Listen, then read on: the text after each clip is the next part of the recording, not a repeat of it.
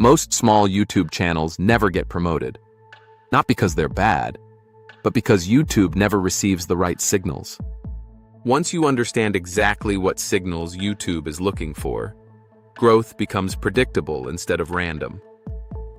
In this video, you'll see how YouTube decides which channels to promote and how to structure your videos so the system works in your favor. YouTube does not promote channels. It promotes videos. And it makes that decision using a simple testing process. Every time you publish, YouTube shows your video to a relatively small group of viewers to start with. This is not random. It's 100% intentional. YouTube is testing how people respond, and it watches these three things very closely. First, do people click? Second, do people keep watching?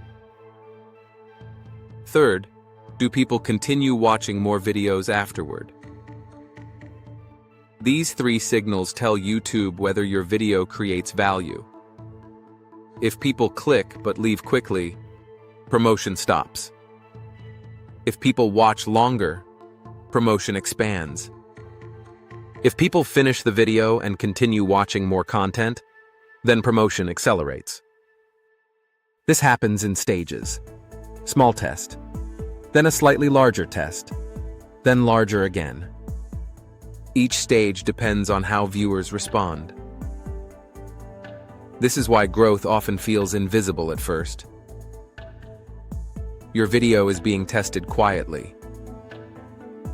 If it performs well, distribution increases automatically. If it doesn't, distribution stops. Not permanently. Just for that video.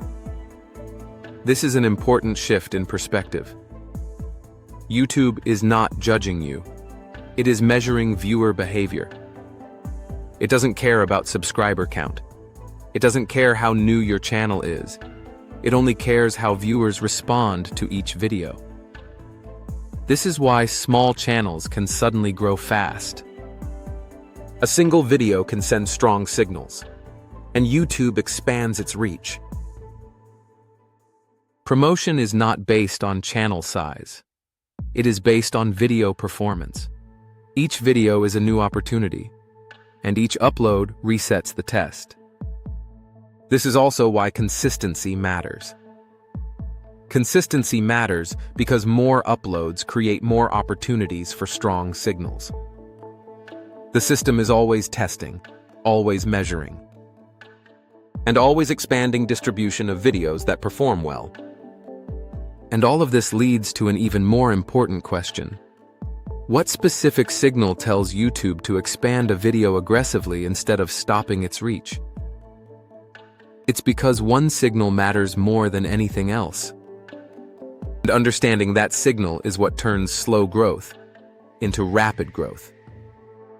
In the next video, you'll see the exact metric that YouTube uses to decide when a video deserves massive promotion and how to design your videos so that particular signal works in your favor.